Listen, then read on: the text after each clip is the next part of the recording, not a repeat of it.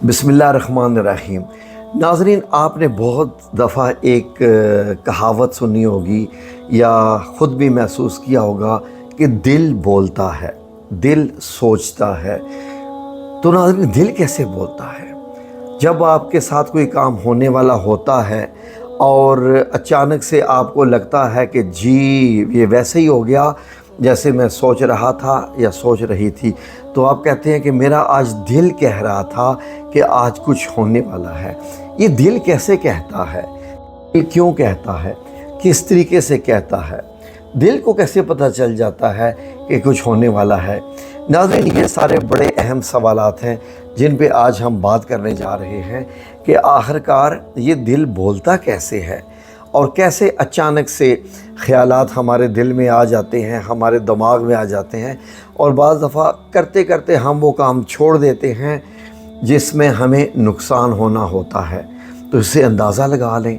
बाज़ दफ़ा आपने देखा होगा कि जब आप सुबह उठते हैं, आप कहते हैं कि आज दिल बड़ा परेशान है, आज काम करने को दिल नहीं कर रहा, पता नहीं क्या वजह है, एक उदासी सी छाई हुई है। और जिसको कहते हैं ना आम शेरी ज़ुबान में कि हू का आलम है। ये हू का आलम क्या होता है? जैसे जब कोई बंदा विर्द करता है ना अपनी ज़िंदगी में, अल्लाहू, ये जो विर्द है ना अल्लाहू, ये बंदे को उस आलम में लेके चला जाता है, वैसे का लेके चला जाता है कि जब अल्लाह रब्बुल इज़्ज़त ने ये कायनात नहीं बनाई थी और वो बिल्कुल अकेला, बादशाहत में अल्लाह रब्बुल इज़्ज़त बिल्कुल अकेला, आज भी उसका इख्तियार, उसका इल्म, वो सब अकेला। लेकिन अल्लाह रब्बुल इज़्ज़त ने ये चाहा कि मैं जाना जाऊँ, पहचाना जाऊँ, कोई मखलूक हो जो मुझे याद करे। तो अल्लाह रब्बुल इज़्ज़त ने दुनिया, कायनात, ये सब कुछ बनाया। और ये देख लीजिए, मैं यहाँ पर यूट्यूब पे बैठ के अल्लाह रब्बुल इज़्ज़त का ज़िक्र कर रहा हूँ, किसी मस्जिद में बैठ के कोई बयान हो रहा है, मस्जिद अल अहराम जो है, मस्जिद हराम मक्कातुल मुकर्रमा में, मस्जिद नबी मदीना मुनव्वरा में, दुनिया के कोने कोने में मसाजिद है जहाँ अल्लाह का ज़िक्र हो रहा है।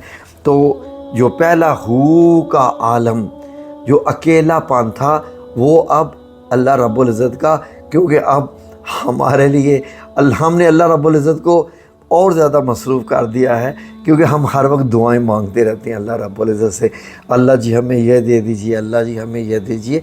हमारा मौजू बेसिकली दूसरा है नाज़रीन। तो ये क्या चक्कर है कि हमारे दिल में अचानक से आ जाता है? बाज़ दफ़ा दिल में आ जाता है और बाज़ दफ़ा रात को ख्वाब में आ जाता है कुछ, कि कुछ होने वाला है। बाज़ दफ़ा ख्वाब ऐसे आ जाते हैं। क्या जो दिल में आने वाली बात है, क्या ये हमारे बस में है कि मेरे दिल में क्या चीज़ आ रही है? नहीं। ख्वाब आज रात को मैं क्या देखना चाहता हूँ, क्या मेरे बस में है कि मैं रात को ये ख्वाब देखूँ? नहीं। तो नाज़रीन, फिर हमारी हैसियत है क्या है? क्योंकि अल्लाह रब्बुल इज़्ज़त के कंट्रोल में हम हैं और अल्लाह रब्बुल इज़्ज़त जो चाहता है वो हमें दिखा देता है, हमें बता देता है। तो नाज़रीन, आपने बचपन से स्कूलों, कॉलेजों, यूनिवर्सिटी में पढ़ा होगा कि जो 5 हिस्से हैं, 5 हिस्स होती है ना, सूंघना, देखना, टच करना और सुनना, और इस तरीके से मतलब यह है कि 5 हिस्से हैं। ठीक है जी। जो एक देखें, बोलना 1 हिस्स, सूंघना 2 हिस्स, देखना 3 हिस्स, टच करना 4 हिस्स, सुनना ये होगी 5 हिस्स।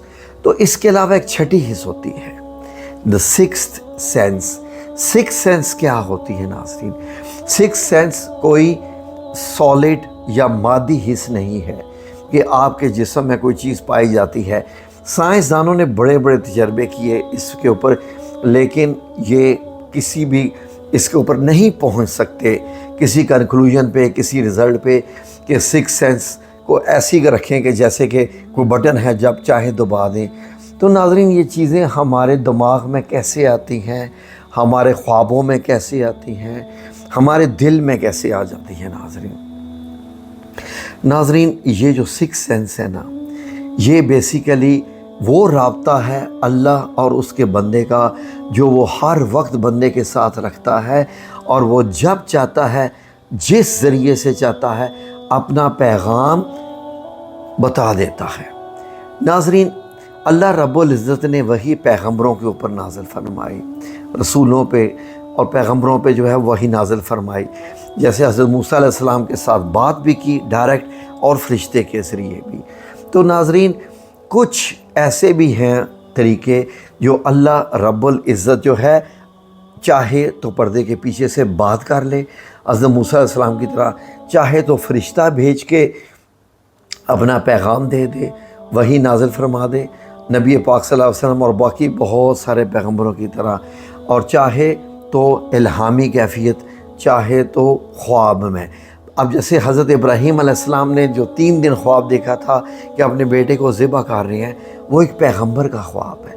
پیغمبر کے خوابوں میں اور عام انسانوں کے خوابوں میں فرق ہوتا ہے، لیکن ناظرین ایک بات ذہن میں رکھیے، کوئی شک نہیں کہ پیغمبروں کے درجے بہت اعلیٰ ہیں، لیکن ہم نبی کریم صلی اللہ علیہ وسلم کی امت ہیں، اور نبی کریم صلی اللہ علیہ وسلم کی امت تو اپنی جگہ پر رکھی ہماری اہمیت۔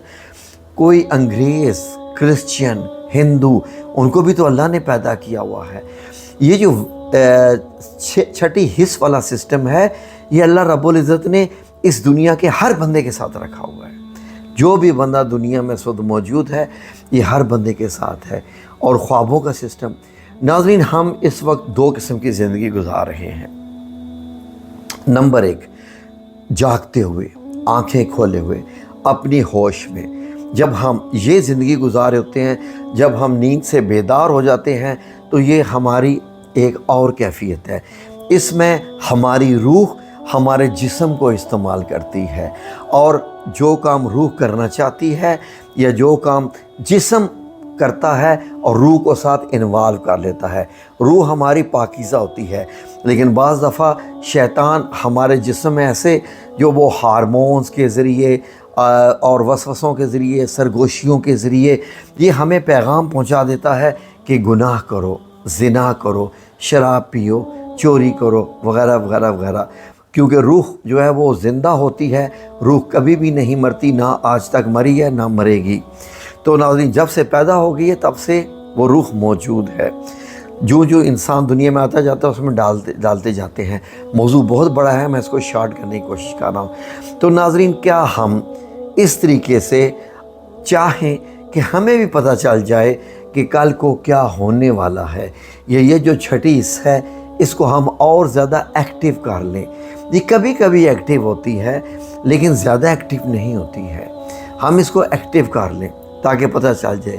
اب ناظرین اندازہ کریں، میں آپ کو چھوٹے سے اپنے واقعات بتاتا ہوں کہ میرے والد محترم کی وفات کی خبر آنی تھی، میں 6 کلاس میں تھا۔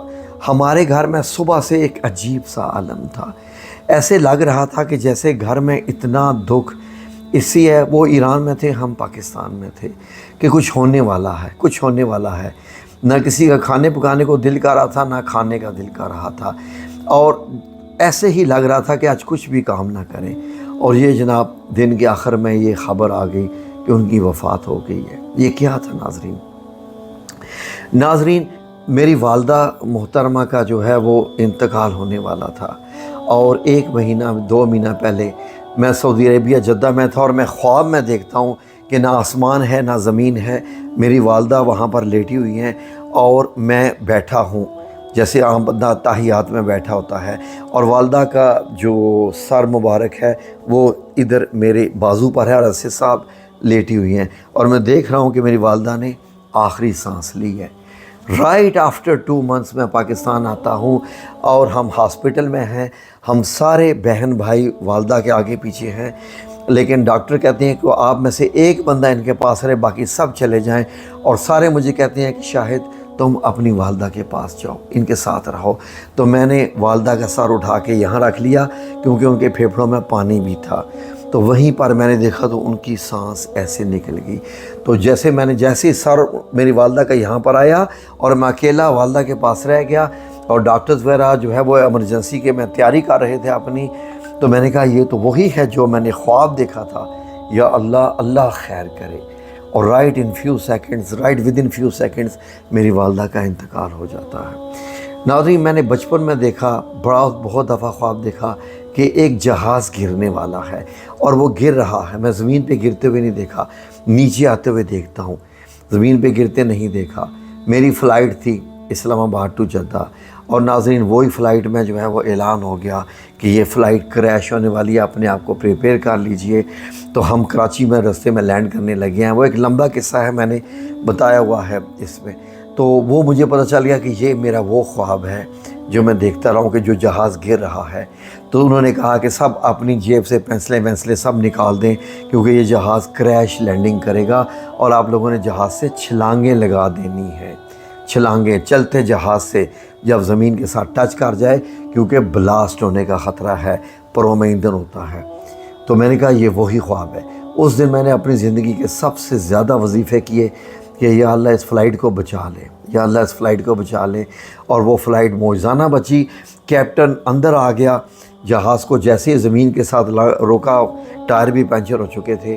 تو ناظرین اس نے کہا کہ یہ معجزاتی طور پہ جہاز بچا ہے, ہمیں نہیں پتہ کیسے بچا, ورنہ آج تک اس کنڈیشن میں جہاز کی لینڈنگ کریش ہوتی ہے.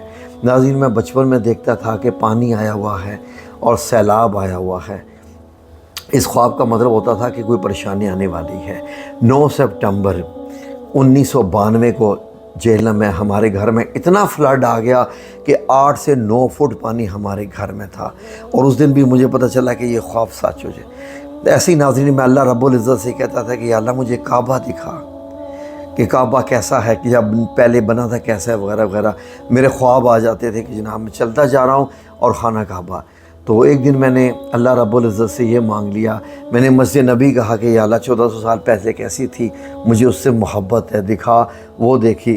اور اسی طریقے سے زیارت رسول صلی اللہ علیہ وسلم بھی سب کچھ ہونے کے بعد ایک دن میں غلطی سے اللہ رب العزت سے مانگ بیٹھا کہ یا رب العزت مجھے قیامت کا منظر دکھا.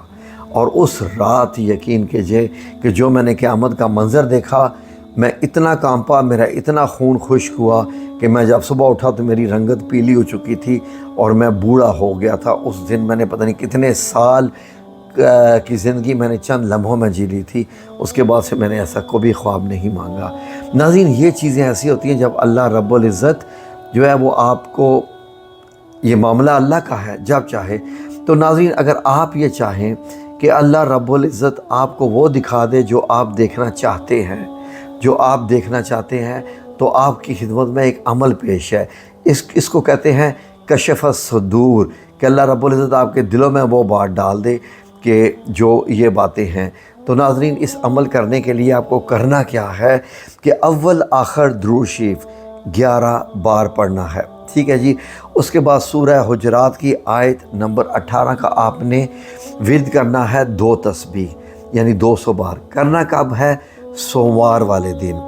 سوموار والے دن جب سورج طلوع ہونے سے پہلے 200 بار. جب یہ آپ فجر کی نماز پڑھ چکے ہوتے ہیں, فجر کی نماز پڑھ چکے ہوتے ہیں اور آسمان پر تھوڑی روشنی ہونا شروع ہو جاتی ہیں.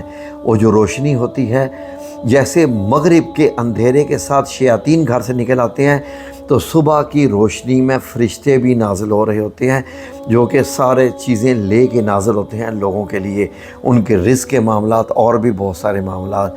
تو آپ نے یہ جو اسکرین پہ آیت لکھی ہوئی ہے, یہ آپ نے 2 تسبیحات کرنی ہے. ٹھیک ہے. یہ کم از کم آپ نے 9 سوموار تک کرنی ہے. 9 منڈیز کو کرنی ہے.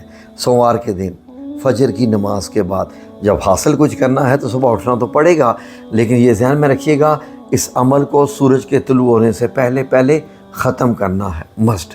اور اس کے بعد پھر آپ جو اللہ رب العزت سے چاہیں گے کہ یا اللہ مجھے جو ہے وہ ان چیزوں کا جو ہے وہ ادراک دے دے, کشف الصدور دے دے, تو پھر آپ جو سوچ کے سوئیں گے رات کو کہ یا اللہ مجھے یہ خواب دکھا دے, وہ انشاءاللہ باذن اللہ تعالیٰ میرا رب ہو سکتا ہے آپ کو دکھا دے. میں نے تو نہیں دکھانا, رب نے دکھانا ہے. میں نے تو عمل آپ کو بتا دیا, آپ نے یہ عمل کرنا ہے. ٹھیک ہے جی. اول آخر درود شریف ہے, ذہن میں رکھیے گا 11 بار درود شریف اور 200 بار یہ آیت, اور آپ نے تیزی سے پڑھنی ہے, کوئی مشکل نہیں ہے. میکسیمم 5 منٹ لگنے چاہیے.